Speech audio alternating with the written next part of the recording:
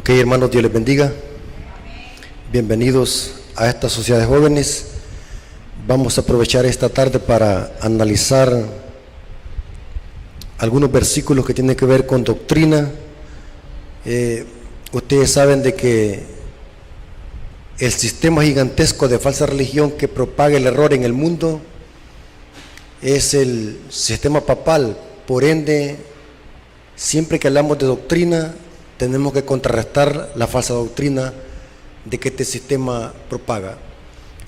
Un hermano me dijo: hermano Rafael, ¿por qué usted habla mucho de la Iglesia Católica? Mi respuesta fue la siguiente: siempre que hablamos de la doctrina verdadera, por ende tenemos que atacar la doctrina falsa. ¿Y la doctrina falsa de dónde viene? Del catolicismo romano, que en Apocalipsis le llama ¿cómo? Babilonia. Así que vamos a orar. Oremos.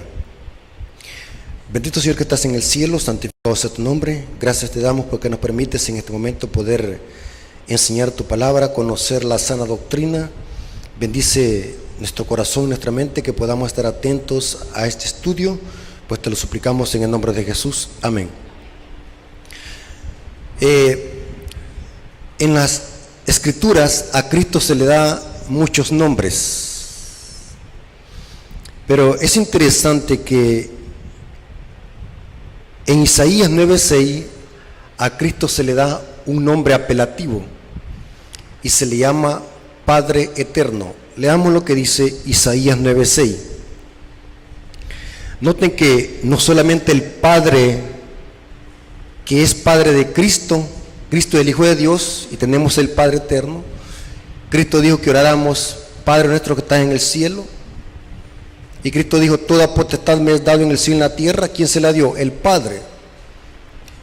Padre no es nombre, sino que es un nombre apelativo.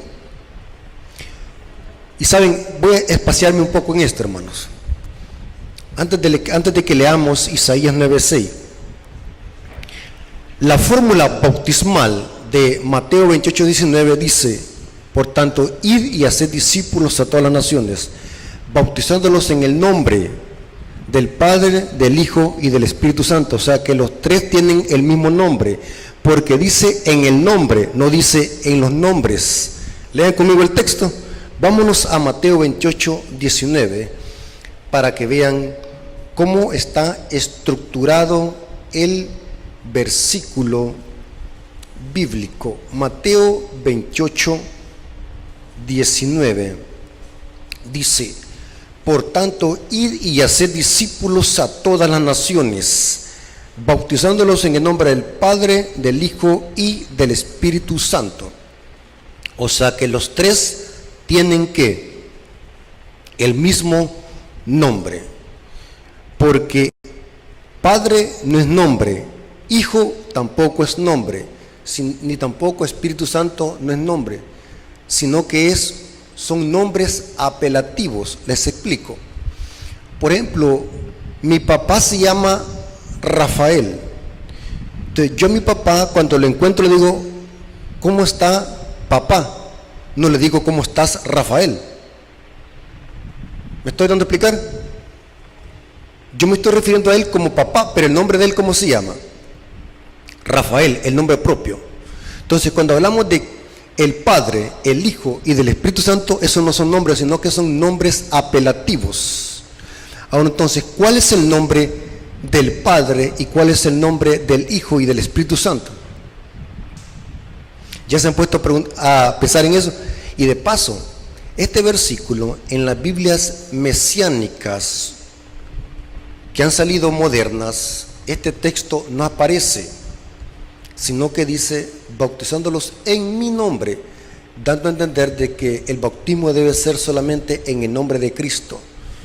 Es bien importante conocer esto, porque tanto los pentecostales y como los Jesús solos y algunos grupos disidentes que se han surgido dentro de la iglesia usan este texto para enseñar de que este texto ha sido adulterado por Eusebio en el siglo IV, que no aparece en los manuscritos originales. Pero haciendo un estudio serio de este texto, hermanos, porque siempre es bueno investigar, no hay que quedarse con lo que escucha y con lo que uno lee, hay que siempre investigar, hay que ser como los bereanos. Aunque en algunos manuscritos tardíos no aparece esta fórmula bautismal, es cierto lo que dicen algunos grupos religiosos, pero hay cientos de manuscritos donde sí aparece la fórmula bautismal, como encontramos en Mateo 28, 19, o sea que es original, no tiene nada que ver con Eusebio, porque así dicen estos grupos religiosos antitrinitarios, que Mateo 28, 19 fue adulterado por un obispo católico llamado Eusebio en el siglo IV, y que fue añadido y que no existen los originales. Eso es un muñeco de paja. Muchos manuscritos originales contienen la fórmula bautismal de Mateo 28, 19.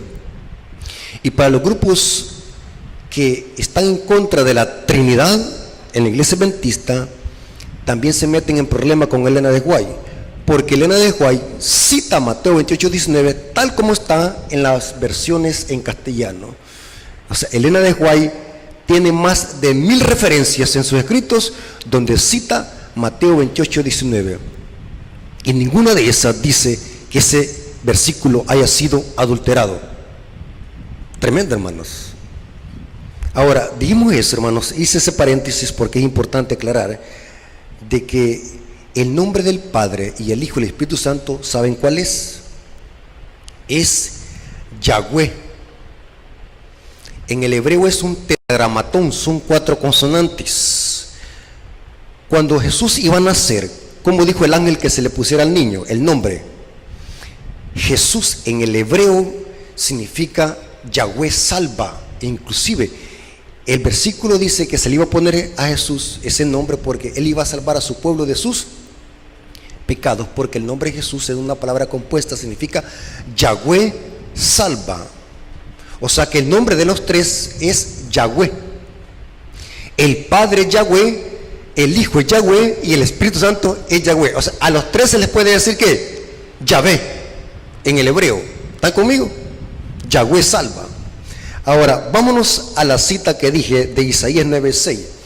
A Cristo se le llama el Padre eterno en este versículo. Saben de que los testigos de Jehová se revuelcan con este texto, se revuelcan y se retuercen, porque los testigos de Jehová no toleran ni aceptan de que Cristo es Dios, y menos el Espíritu Santo. Correcto, ellos dicen de que el Espíritu Santo es una fuerza activa. O sea que, ¿desde cuándo han visto ustedes una fuerza activa que va a pensar, va a llorar, va a entristecerse, va a hablar, va a pensar o se le puede mentir? Es inconsistente. Vamos a hacer otro estudio, hermanos, en otra ocasión, para hablar de las características del Espíritu Santo como Dios y como una persona divina. Y saben que como adventistas necesitamos conocer estos temas al derecho y al revés. ¿Por qué nuestras iglesias adventistas están débiles en conocimiento doctrinal? Porque nos hemos olvidado de estos temas, de estudiar doctrina, enseñar a la iglesia doctrina, rescatar nuestras creencias, nuestra doctrina, para poder defender nuestras creencias de tanto error que se está levantando fuera de la iglesia y también dentro de la iglesia. A Cristo en las profecías mesiánicas de Isaías 9:6 se le llama Padre eterno. Noten cómo dice. Esta es una de las profecías mesiánicas. Inclusive el profeta Isaías es uno de los profetas mayores que profetizó más acerca de Cristo, el profeta Isaías. Y noten cómo dice: porque un niño nos es nacido, hijo nos es dado, el principado sobre sus hombros. ¿De qué niño está hablando aquí? ¿Cuál niño nos es nacido? Está hablando de Cristo, es una profecía mesiánica. Y se llamará su nombre admirable, consejero, Dios fuerte. Noten cómo dice: Padre eterno y príncipe de paz. Hermanos, ¿es Cristo Dios? ¿Es Padre eterno? Sí. O sea que tenemos 2 Padres eternos. O podríamos decir que tenemos 3 Padres eternos, porque el Espíritu Santo también es Padre eterno. Porque los 3 se llaman Yahweh salva. ¿Están conmigo? Pero en este caso estamos hablando de Cristo. Se le está diciendo aquí a Cristo que es Padre eterno, Dios fuerte. Ahora, hagamos un análisis de este versículo. ¿Cuál es el contexto de estas palabras y por qué Cristo se le llama Padre eterno en esta profecía mesiánica? Noten que el mismo versículo dice que su principado es sobre su hombro. O sea, el principado es puesto sobre el hombro de Cristo. No se olviden de estos detalles. El principado es sobre su hombro y se llamará su nombre admirable, consejero, Dios fuerte, Padre eterno y príncipe de paz. O sea, el término o el nombre apelativo de Cristo como Padre eterno y Dios fuerte se está diciendo en el contexto de que Cristo en algún momento de la historia recibe el poder y el reinado y lo recibe en su hombro. ¿Están conmigo? Leen cómo dice el texto. El principado, o sea, el reinado, el poderío, es que sobre su hombro. ¿Qué tiene que ver el hombro? ¿O qué simboliza el hombro en las profecías? Para saber eso tenemos que entender, hermanos, en qué momento de la historia Cristo recibió reino, poder y potestad. ¿En qué momento de la historia? ¿Saben cuándo, hermanos? Y esto lo podemos entender solamente a la luz del santuario. Por falta de tiempo no puedo extenderme, pero les voy a dar algún pincelazo.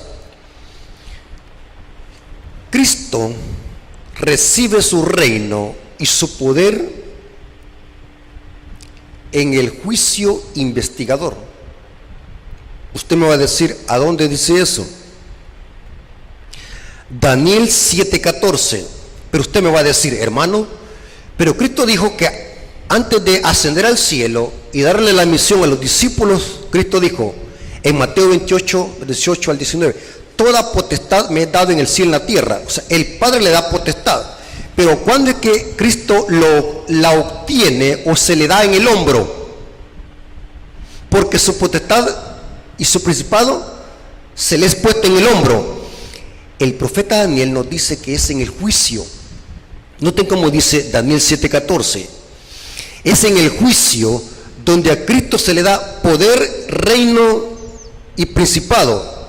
¿Tienen conmigo el texto? Daniel 7:14 dice, y le fue dado dominio, gloria, reino, para que todos los pueblos, naciones y lenguas les sirvieran.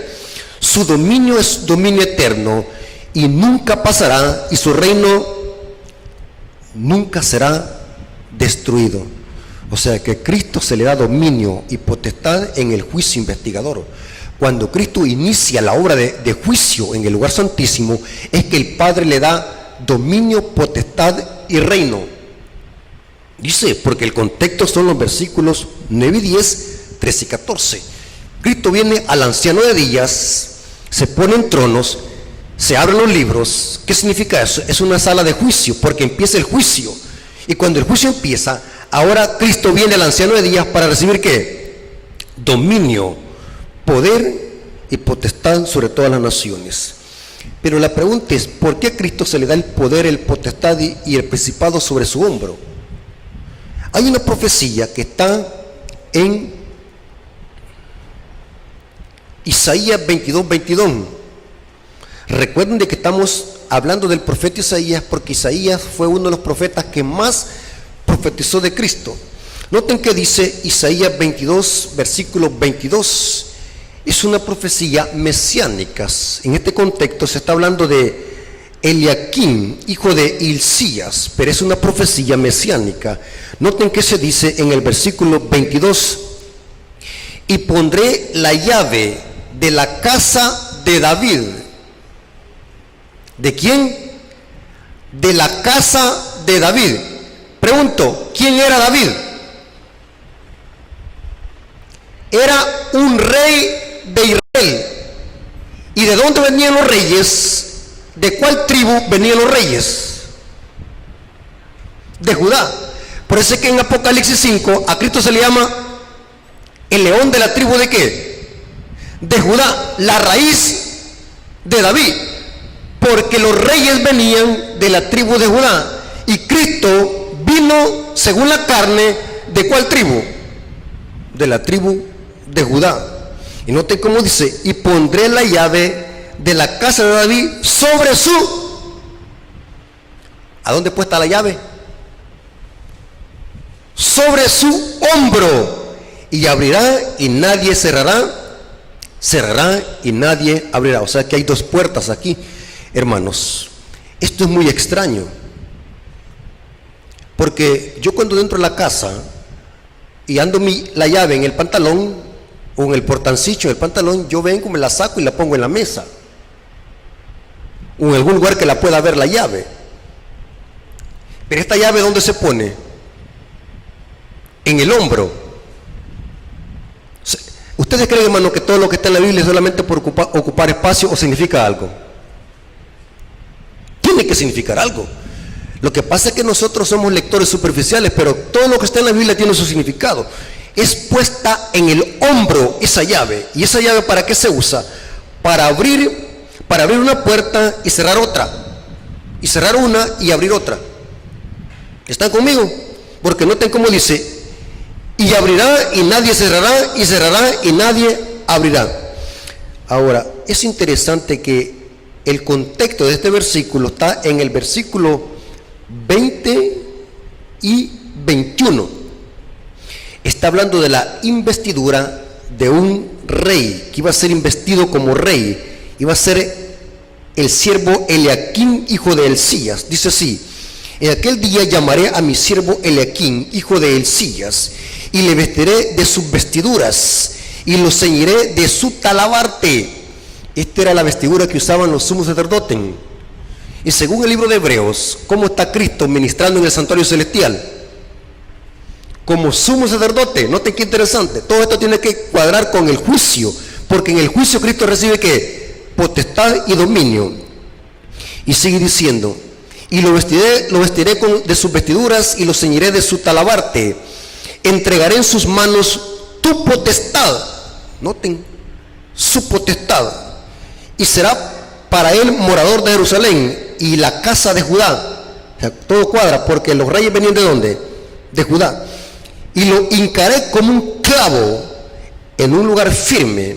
O sea que su reino no iba a ¿qué? Nadie lo iba a mover, iba a ser inconmovible. Y será por asiento de honra a la casa de su padre. Ahora, ¿qué significa esto? ¿Qué significa que Cristo recibe la llave en el hombro? Significa que Cristo empieza a reinar, y el hombro es sinónimo de potestad. Recibe su reino. La llave es sinónimo de potestad para abrir una puerta y cerrar otra. Ahora, ¿por qué quise traer este tema en esta tarde, hermanos? Póngase la pila adventista del séptimo día. Hoy los teólogos católicos están estudiando la Biblia para torcerla. Escuché a un sacerdote católico que manipuló estos versículos para enseñar de que el Padre, al quien se le da la llave, representa a Pedro, el primer papa. Y esta exposición el sacerdote se la predicó en la cara a un protestante, y el protestante solamente echaba baba de la boca. No pudo responderle, se quedó mudo. Imaginémonos a un adventista que el sacerdote le haga esta cátedra en la cara. ¿Cómo va a responder? Porque no estamos estudiando. Yo me quedé impactado donde el sacerdote manipuló toda esta clase de versículos para enseñar, para aterrizar de que Pedro era el primer papa. Tremendo, porque Pedro significa, porque papa, decía él, significa padre. Pero ¿saben de qué esta profecía no se refiere a Pedro? Se refiere a Cristo.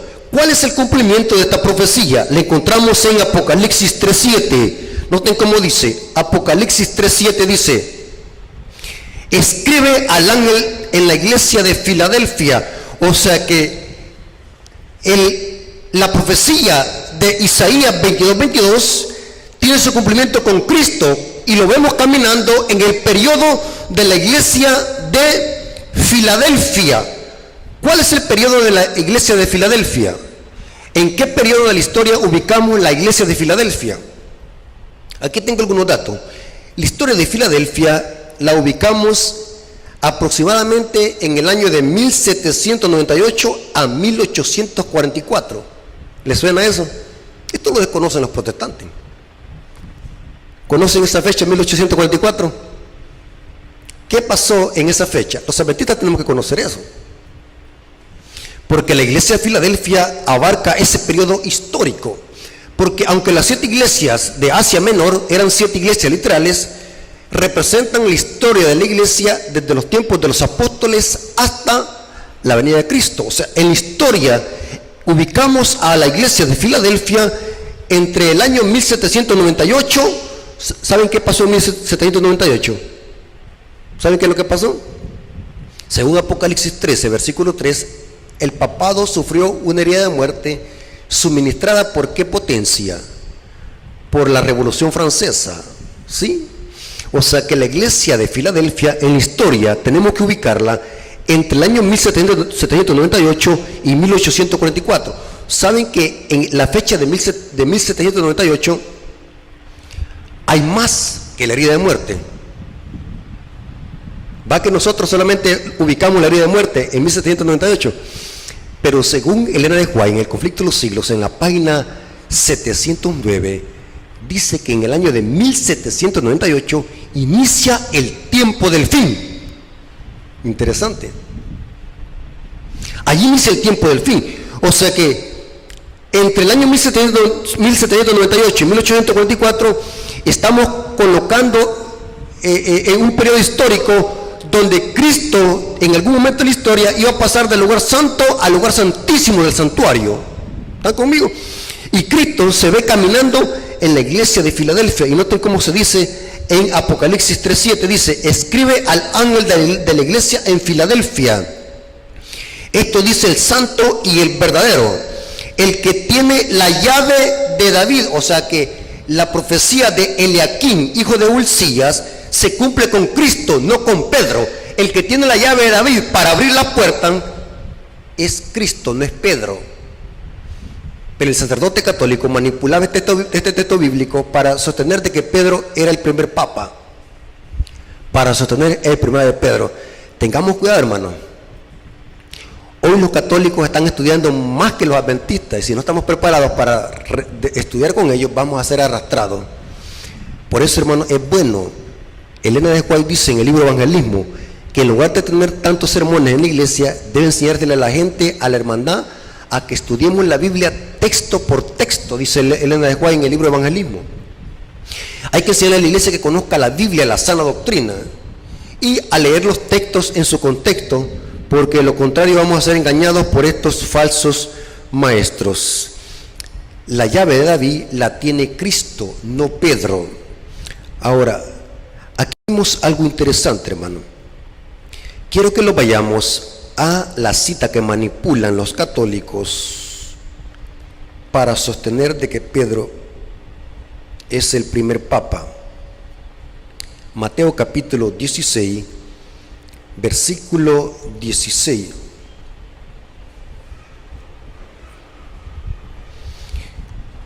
Respondiendo Simón Pedro, hermanos, oigan bien lo que voy a decir.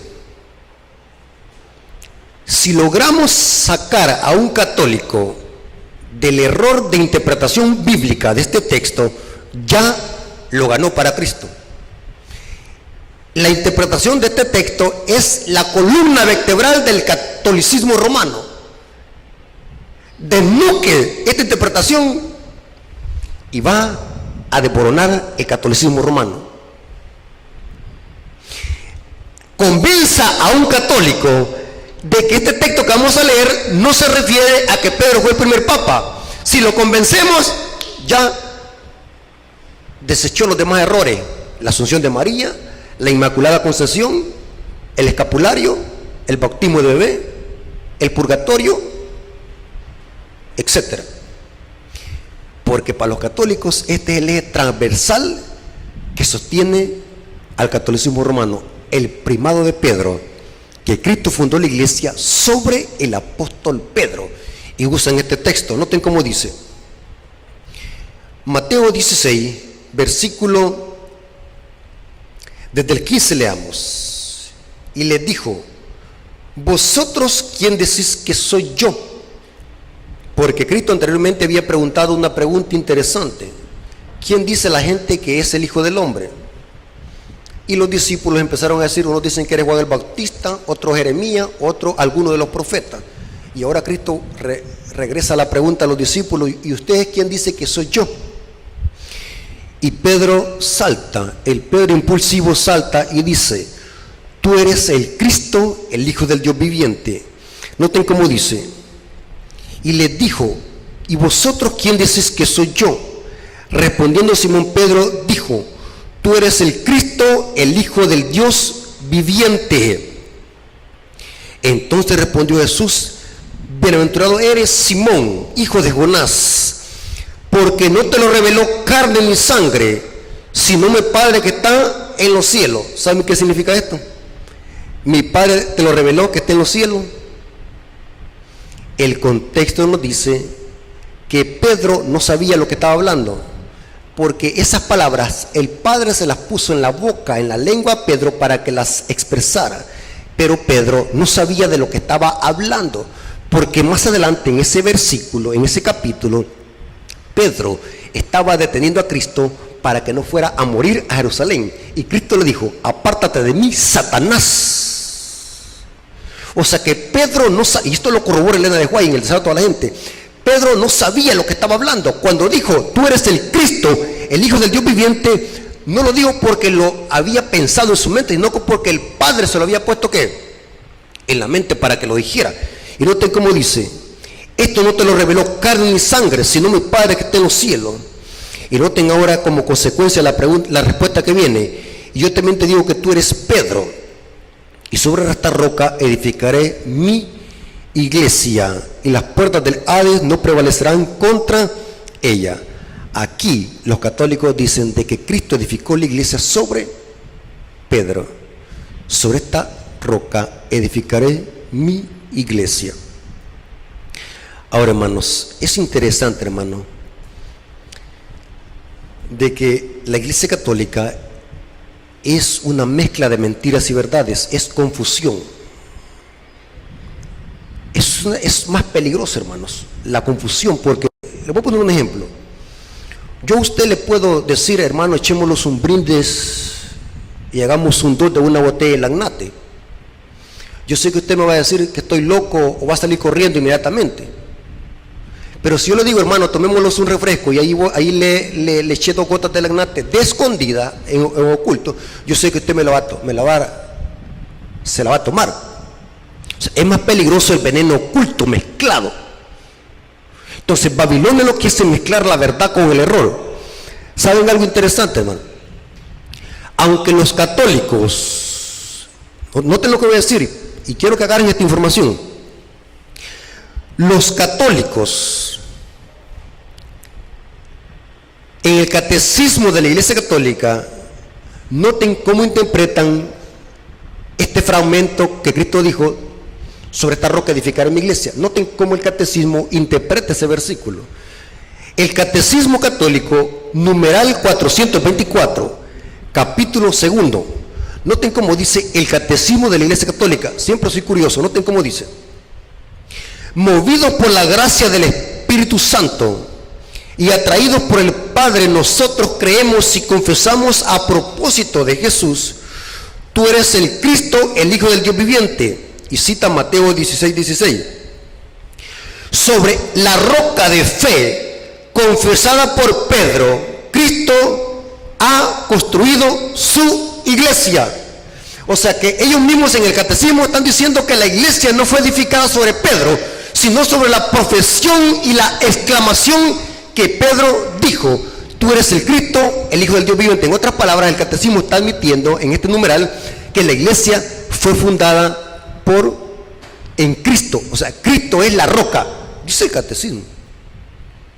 ¿Están conmigo? ¿Captaron, hermano? O sea, la roca en que fue edificada la iglesia no es Pedro, es Cristo, la profesión de fe que hizo el apóstol Pedro.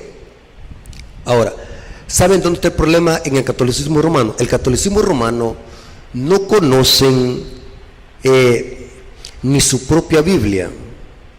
Yo invito a los católicos que van a escuchar esta presentación de que se vayan a un léxico griego y hebreo que hoy están regalados en el internet, puede descargarlos hoy gratuitamente.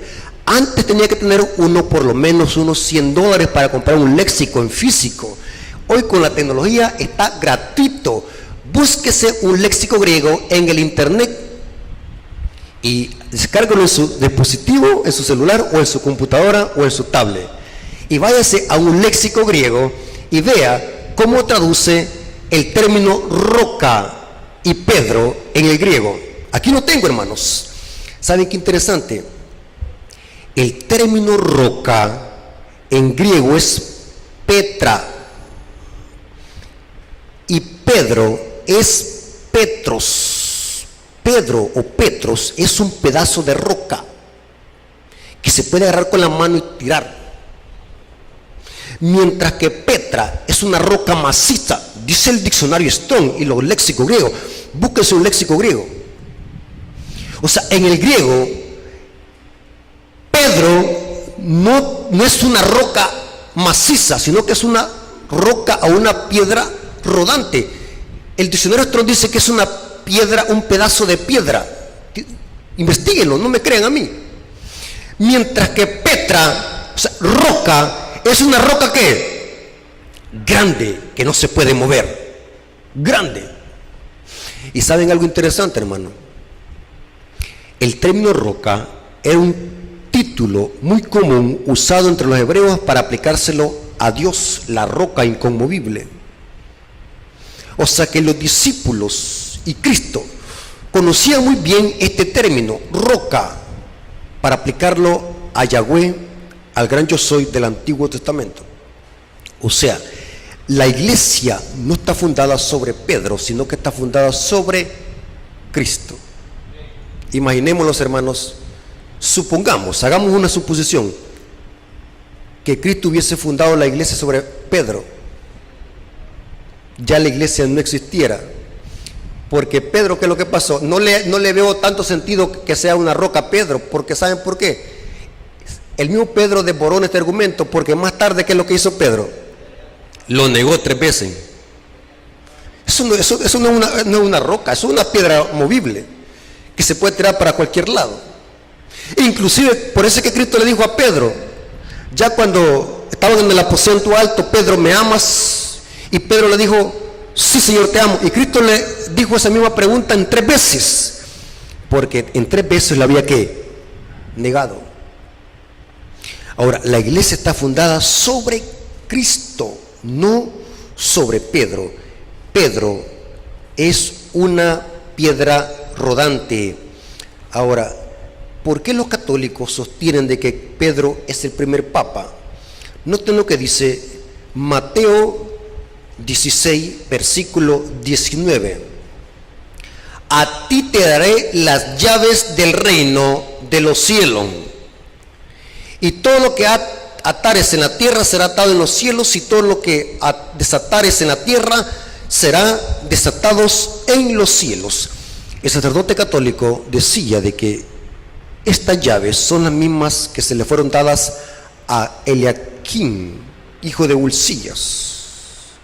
Noten cómo ellos manipulan la palabra de Dios. Estas llaves, aunque aquí se menciona la palabra llaves, no son las mismas. A Cristo se le dan las llaves porque recibe poder y potestad. Cristo le da las llaves a Pedro. ¿Qué simboliza aquí las llaves? El católico sin instrucción bíblica no entiende eso y nunca lo va a entender, porque ellos están contaminados con la doctrina. Un católico, hermanos, ya viene con el veneno mortal desde que nace. Ahí viene con la doctrina. ¿Desde cuándo empiezan a adoctrinar a los niños en la catequesis? A los 8 años va. ¿A qué edad mandan los niños a la catequesis? Imagina un niño de 8 años que se le empieza a meter veneno en la mente. Ya de 40 años una persona que está metida en eso, para sacarle y que cambie de mentalidad, tiene que ser solamente un milagro de Dios. Porque yo he platicado con católicos que por más que uno les presente la verdad bíblica, no quieren salir del error. ¿Por qué? Porque eso lo tienen bien impregnado en la mente, también adoctrinado. La llave aquí que Cristo le da a Pedro, ¿qué simboliza? Vamos a preguntarle a Pedro, o hay que preguntarle al Papa. ¿Saben que lo que me gustó de la iglesia adventista, hermanos? Lo que me gustó de la iglesia adventista es su metodología para estudiar la Biblia. Y mire, hermano, yo he platicado con pastores protestantes que son maduros en la fe. Mire, en las iglesias protestantes hay gente que es educada, preparada, estudiada, que admiran a los adventistas por ser estudiosos. Y saben que yo me lleno de orgullo. Es normal, va, que uno se llene de felicidad cuando escucha a un protestante decir y hablar bien de la iglesia adventista. Respeto a los adventistas porque son gente muy preparada y muy estudiada. Y lo que me gustó de la iglesia adventista es su metodología para poder estudiar la Biblia. ¿Qué es lo que hacen los protestantes para estudiar la Biblia? Agarran un versículo y lo interpretan como les da la mente. Mientras que la iglesia adventista, ¿qué es lo que hacemos para poder interpretar la Biblia correctamente? Dejar que un texto me explique otro texto y así armonizarlo. Para saber qué significa que Cristo le da las llaves a Pedro, hay que preguntarle al mismo Pedro, o a quién le preguntamos. Yo tengo que preguntarle a Pedro, ¿cuántas cartas escribió Pedro? Escribió 2. Vamos a preguntarle a Pedro, y de paso, Pedro en ninguna de sus cartas, que fueron 2, dice directa o indirectamente, ni tan siquiera insinúa que él sea la roca, o que Cristo edificó la iglesia sobre él. En ninguna parte de sus 2 cartas. Aquí se meten en el problema los católicos. Y saben, hermano, los católicos cuando se les acorrala así, se enojan. Yo he perdido amigos así. Yo he perdido. Una vez en Santa Cecilia, me sacaron corriendo con un corvo. Porque cada versículo que me torcía yo se lo respondía y se lo explicaba. Y cuando no pueden defenderse, que hacen es usar la violencia. Así que yo salí corriendo, pues, cuando vi el gran machete, pues. Ya no volví a llegar a casa. Ya no volví. Y bien me acuerdo yo de eso. Se enojan. ¿Qué significa recibir la llave? Primero de Pedro, capítulo 5, versículo 1 al 2. Las llaves no solamente las tiene Pedro, aunque en ese caso se le estaba diciendo a Pedro, la llave la tiene todo hijo de Dios. ¿Saben cuál es la llave? El Evangelio, la Biblia. Esa es la llave para abrir el reino de los cielos. Cuando usted le predica el Evangelio a alguien, ¿qué es lo que está haciendo? Abriéndole el cielo. Si la persona rechaza el Evangelio, se le está cerrando. ¿Están conmigo? En este caso vamos a preguntarle a Pedro, ¿cuáles son las llaves de Pedro? Primero de Pedro, capítulo 5, versículo 1 al 2. Noten cómo dice: ruego a los ancianos que están entre vosotros. Esta palabra anciano es del griego presbítero, anciano. Hermanos, el texto no dice que Pedro era papa. ¿Qué dice Pedro que era? ¿Cuál es el privilegio que tenía en la iglesia? Era anciano de la iglesia. Pregunto, ¿los ancianos tienen poder delegado por Cristo? Sí, porque también ellos son miembros de la iglesia y predican el Evangelio. Y noten cómo dice: ruego a los ancianos que están entre vosotros, yo anciano también con ellos. O sea que Pedro no era papa ni obispo de Roma. ¿Pedro qué era? Un anciano de iglesia, testigo de los padecimientos de Cristo, que soy también partícipe de la gloria que será revelada. Apacentar la grey de Dios que está entre vosotros, cuidando de ella, no por fuerza sino voluntariamente, no por ganancia deshonesta sino por ánimo pronto. O sea que Pedro no era papa ni obispo de Roma, era un anciano de iglesia. ¿Quiénes son los ancianos? En aquel tiempo, hermanos, los ancianos eran los líderes locales de las iglesias que se reunían en las casas, porque no habían templos. Gracias a Constantino el Grande es que nosotros ahora tenemos estos templos. Algo bueno hizo Constantino el Grande. ¿Saben ustedes eso? ¿Cuántos saben ustedes de eso? Que el que inventó los templos que nosotros tenemos hoy fue Constantino el Grande. Pero antes de Constantino el Grande, las iglesias se reunían en las casas. Yo puedo darles un estudio de eso. La iglesia que está en tu casa, dice el apóstol Juan, porque las iglesias se reunían en las casas. Y en los tiempos de los judíos en la sinagoga. Los ancianos eran los líderes locales de las iglesias que se reunían en casa. O sea que Pedro no era ningún papa. Pedro era un anciano de iglesia. En ese contexto, Pedro tenía potestad, las llaves, porque él cuidaba la iglesia. Los ancianos cuidan la iglesia, no solamente para protegerla de los lobos y de los falsos maestros, sino también porque los ancianos han sido llamados también a predicar el evangelio y ser ejemplos de la grey.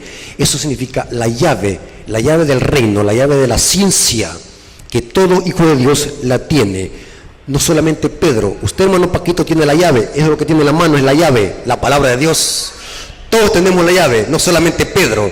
Entonces, aquí queda desmantelada la falsa doctrina del catolicismo romano de que Pedro sea papa.